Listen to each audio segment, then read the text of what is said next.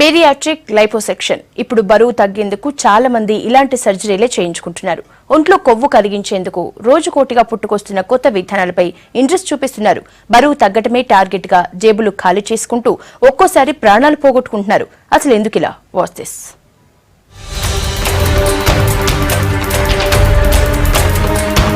మన రాష్ట్రంలో కూడా ఈ ఇబ్బంది ఎక్కువ మందిలో కనిపిస్తోంది. సర్జరీలతో బరువు తగ్గుతారన్న ప్రచారానికి అట్రాక్ట్ అవుతున్న కొందరు బేరియాట్రిక్ లైపోసెక్షన్ ఆపరేషన్లపై ఆసక్తి చూపిస్తున్నారు. లక్షల ఖర్చుకు వెనకాడకుండా డాక్టర్ల దగ్గరికి వెళ్తున్నారు. ఈ బలహీనతనే అవకాశంగా తీసుకుంటున్న కొన్ని హాస్పిటళ్లు పేషెంట్ల ప్రాణాలతో చెలగాటమాడుతున్నాయి. బేరియాట్రిక్ లైపోసెక్షన్ సర్జరీ ఫెయిల్ అయి రీసెంట్ గా కొందరు చనిపోవడంతో ఈ సమస్యపై చర్చ పెరుగుతోంది. పైసల కోసం కక్కుర్తి పడే కొన్ని హాస్పిటళ్ల యాజమాన్యాలే ఇందుకు కారణమవుతున్నాయన్న అభిప్రాయం వ్యక్తమవుతోంది. ప్రైవేటు కార్పొరేట్ ఆసుపత్రుల్లో అనవసరమైన వైద్యం, క్లినికల్ ట్రయల్స్ లేని వైద్యం ఎక్కువైపోయింది.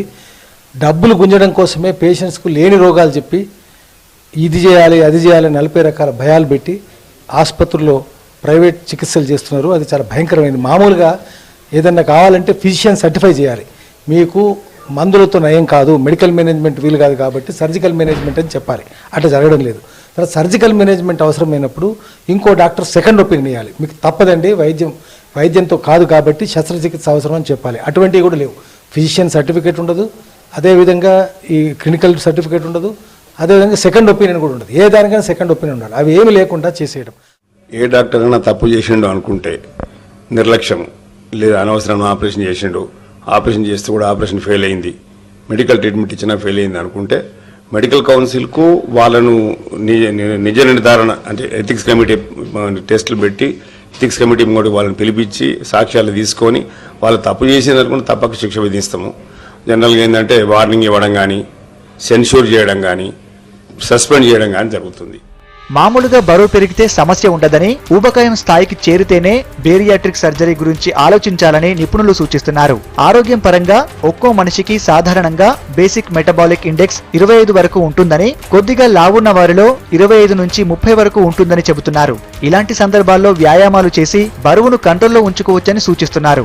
వయసుకు తగిన బరువు ఉన్నారా లేదా అన్నది కూడా BMI ప్రకారం నిర్ధారించుకోవచ్చని తెలిపారు. పొడవు ఎక్కువగా ఉన్న కొందరు 90 కేజీలకు ఎక్కువగా బరువున్నా ఆరోగ్యానికి ఇబ్బంది ఉండదన్నారు. ఎత్తు, పొడవు, వయసు ఆధారంగా ఉండాల్సిన బరువుకు 25 కిలోల కంటే ఎక్కువగా ఉంటేనే బేరియాట్రిక్ లాంటి సర్జరీలపై ఆసక్తి చూపాలంటున్నారు. లైపోసెక్షన్ అనేది కాస్మెటిక్ సర్జరీ అండి. బేరియాట్రిక్ సర్జరీ అనేది మనుషులు బరువు తగ్గించే సర్జరీ అనమాట.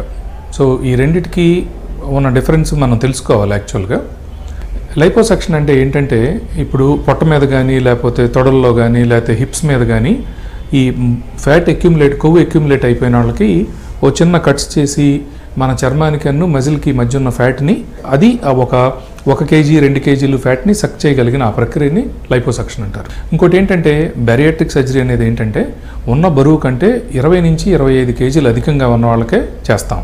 అంటే 70 కేజీలు ఉన్న వ్యక్తి అట్లీస్ట్ 95 కేజీలు క్రాస్ అయిపోయిన వాళ్ళకి యూజువల్గా ఈ బరువు తగ్గించే ఆపరేషన్ చేస్తాం. BMI టెస్టులో రిజల్ట్ 35 నుంచి 40 వరకు ఉంటేనే బేరియాట్రిక్ సర్జరీ అవసరమని నిపుణులు చెప్పారు. డయాబెటిక్, బీపీ, కీళ్ల నొప్పులు, కిడ్నీ సమస్య లాంటివి ఉంటే డాక్టర్లు ఆచితూచి ట్రీట్మెంట్ కు ఓకే చెప్పాల్సి ఉంటుందన్నారు. శరీరంలో ఏదైనా ఓ పార్టులో కొవ్వు తీసేందుకు లైపోసెక్షన్ అవసరమని, పూర్తి శరీరంలో కొవ్వును తగ్గించేందుకు బేరియాట్రిక్ సర్జరీ చేయాలని చెప్పారు.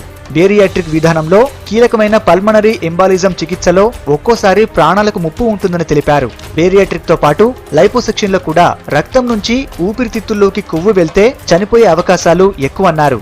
ఏదన్నా పలానా సర్జరీ చేయించుకున్నారు, పలానా పేషెంట్కి ఏదో అయింది, లేకపోతే చనిపోయారు అనేది అప్పుడప్పుడు వింటూ ఉంటాం.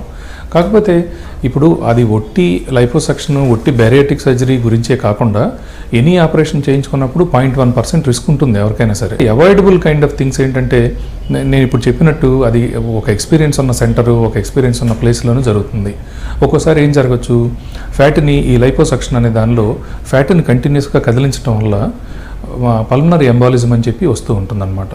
పల్మనరీ ఎంబాలిజం అంటే ఏంటంటే, ఈ ఫ్యాట్ సెల్స్ రక్తంలోకి, బ్లడ్లోకి ఎంటర్ అయిపోయి లంగ్స్లోకి వెళ్ళి మన ఊపిరి ఆడకుండా చేస్తాయి అన్నమాట. దాన్ని పల్మనరీ ఎంబాలిజం అంటాం.